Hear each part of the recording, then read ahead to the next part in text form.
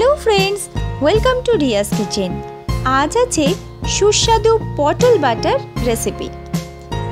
দেখিয়ে দেব উপকরণগুলি। লাগছে পটল, পোস্ত, সাদা সর্ষে, কালো জিরে, কোরানো নারকেল, কাঁচা পাকা লঙ্কা, নুন, লাগছে চিনি এবং বেশ খানিকটা সর্ষের তেল।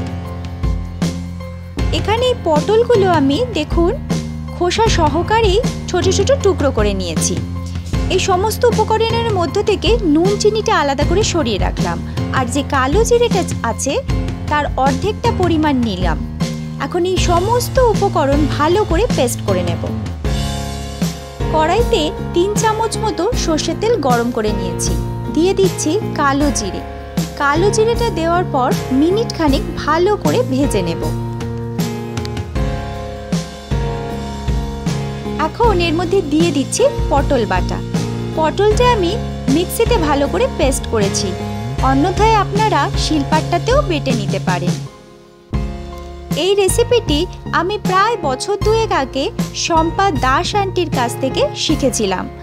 পটল বাটার বেশ অনেকগুলোই রেসিপি হয়, তবে এই রেসিপিটি আমার কাছে সব থেকে প্রিয় এবং আমার মধ্যে এই রেসিপিটি সব থেকে বেস্ট রেসিপি পটল বাটার।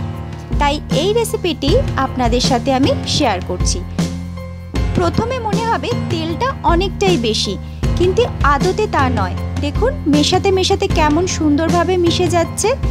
আর এই রকম নিরামিষ এবং বাটাবাটির রেসিপিতে সর্ষের তেলটা একটু বেশি পরিমাণে দিলেই ভালো হয়। এটা আমি অনবরত এইভাবে নাড়তে থাকবো।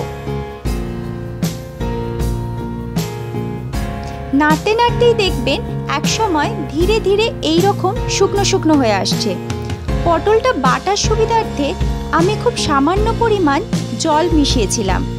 যতটা কম জল মেশানো যায় ততই ভালো, কারণ মশলাটা আমাকে এইভাবে কষে কষে শুকনো শুকনো করতে হবে।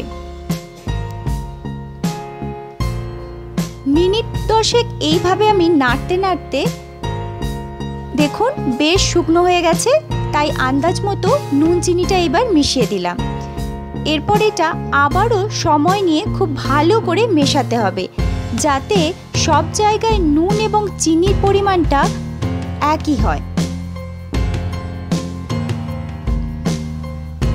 এখন বেশ খানিকটা শুকনো শুকনো হয়ে এসছে। এই রান্নাটা গরম ভাতের সাথে খেতে ভীষণ ভালো লাগে। এখন একেবারে শুকনো হয়ে গেছে। আমি গ্যাস অফ করে দিলাম।